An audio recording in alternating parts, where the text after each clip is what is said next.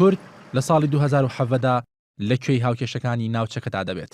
ئەوە ناونیشانی راپۆرتێکی شیکاری پەیمانگای لێکۆڵینەوەی ستراتیژی و هەواڵگری ئەمریکی ستانفۆردە کە تێیدا شیکردنەوەی بۆ دۆخی هەرێمی کوردستان و ڕۆژ ئاوای کوردستان کردووە.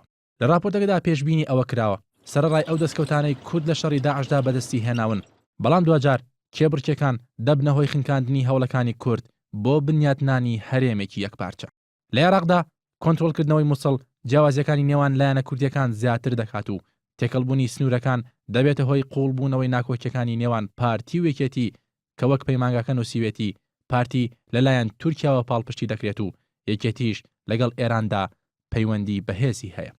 بەپێی راپۆرتەکە لە ساڵی 2017دا مشتومڕی گەرم لەسەر پارێزگای کەرکووک کە دەوڵەمەندە بە سامانی سروشتی نەوت دروست دەبێت. پارتی هەوڵ دەدات ئەو ناوچانەی کە کۆنتڕۆڵی کردوون لە ژێر دەستی خۆیدا بیان هێڵێتەوە، لە بەرامبەردا بەخدا هەوڵ دەدات ئەو ناوچانە وەربگرێتەوە. ئەو ناکۆکیانش ڕێگە لە بەرەو پێشچوونی هەماهەنگی بۆ بەرهمێنانی نەوت و هاوبەشی پێکردنی داهاتەکان لە نێوان عێراق و هەرێمی کوردستان دەگرێت. لە لایەکی دیکەوە بەپێی راپۆرتەکە تورکیا سوود لە سەرقاڵی وڵاتان وەردەگرێت بە شەڕی داعشە و کاریگەرەکانی لە عێراق و سووریا زیاتر دەکات. تورکیا هەوڵ دەدات سوود لە بۆشایی دوای نەمانی داعش لە مووسڵ وەربگرێت و هەوڵی فراوانکردنی پێگەی خۆی لە عێراق دەدات.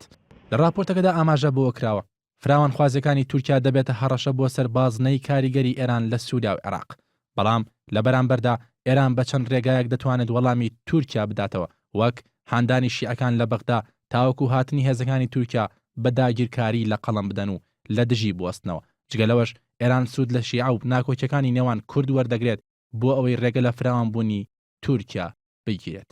هاوکات سعودی وڵاتانی دیکەی ئەنجومەنی هاریکاری کەنداو کە لە عێراقدا کاریگەری ڕاستەوخۆیان کەمترە و پشت بە تورکیا دەبەستن بۆ ئەوەی گرنگی بە بەرژەوەندەکانی سوننە بدەن.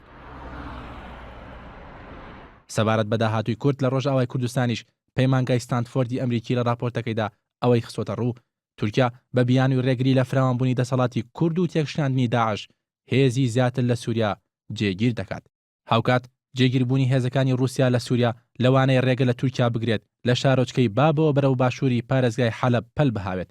لەبەرەوە تورکیا هەوڵ دەدات لە بابەوە بەرەو ڕۆژهەڵات بڕوات واتە بەرەو مونبیج، ئەمەش بۆ ئەوەی کە ئەو ناوچانی لەژێر دەستی کوردایە دابەش بکات و لاوازیان بکات. هەروەها تورکیا لۆبی دەکات تا لە ئۆپراسیۆنی دژ بە داعشدا لە ڕەقەدا ڕۆڵی هەبێت. پەیمانگای ستراتفۆرد یەکێک لە گرنگترین ئەو پەیمانگا ستراتیژی و هەواڵگریانەی کە لێکۆڵینەوە لە پرسە گرنگەکانی جیهان و ڕۆژهەڵاتی ناوەڕاستدا دەکات. لە میدای ئەمریکیدا وەک سێبەری دەستگای هەواڵگری ئەمریکی CIA ناوی دەبرێت.